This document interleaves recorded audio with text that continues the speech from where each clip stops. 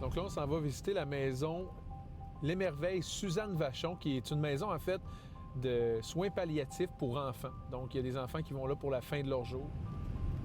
C'est un sujet qui est quand même tabou. C'est la raison pour laquelle ils nous ont invités à aller visiter la maison.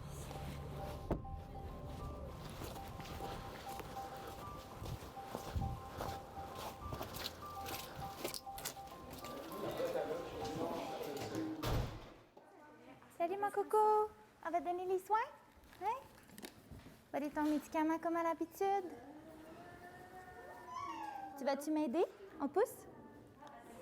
Pousse, pousse, pousse, pousse, pousse, pousse, pousse, pousse, pousse. Bravo. Ouais! Bravo! En fait, la maison a ouvert en juin 2018.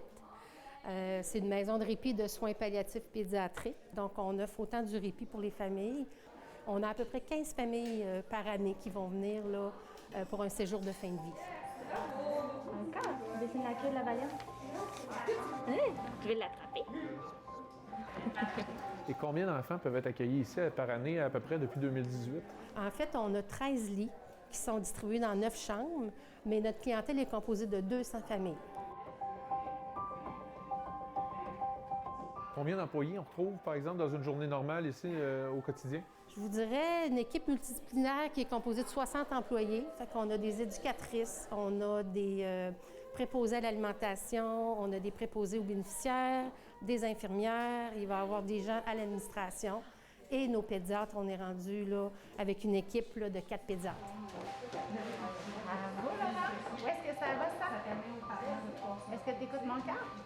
Est-ce que vous avez pris part à l'idéalisation de ce projet-là, de l'arrivée de la maison en 2018? Comment a été créé le projet à la base?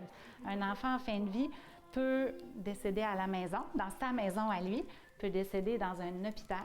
Puis jusqu'à il y a 4 ans, on n'avait pas beaucoup d'autres alternatives. Donc, de créer cette maison-là, ça répondait à un besoin d'offrir un milieu qui peut être des fois plus neutre pour certaines familles, où un parent peut redevenir un parent. Il n'est plus un infirmier à donner des médicaments ou à donner des soins à son enfant. Il peut redevenir parent, laisser l'infirmière ici donner les soins et se remettre dans un rôle vraiment familial. Encore. Avance les pieds. Vas-y, pousse. Pousse, pousse. Encore. Oh, hey! Bravo!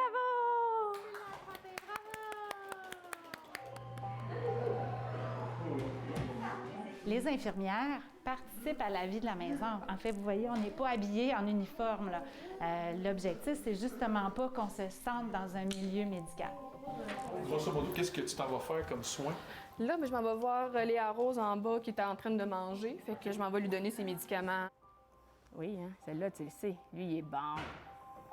Les bénévoles, comment ça se passe? Est-ce que vous avez une banque bien garnie ou c'est quand même le nerf de la guerre d'aller en chercher davantage de bénévoles? C'est toujours le nerf de la guerre. En fait, on est toujours à la recherche de bénévoles pour venir nous appuyer sur le terrain. Dans notre modèle, qui est un petit peu différent d'ailleurs, nos jeunes sont accompagnés en 1 pour 1 ou en 1 pour 2. Donc, ça prend énormément de personnel éducateur pour pouvoir rouler à pleine capacité 24 heures sur 24, 7 jours sur 7, 365 jours par année.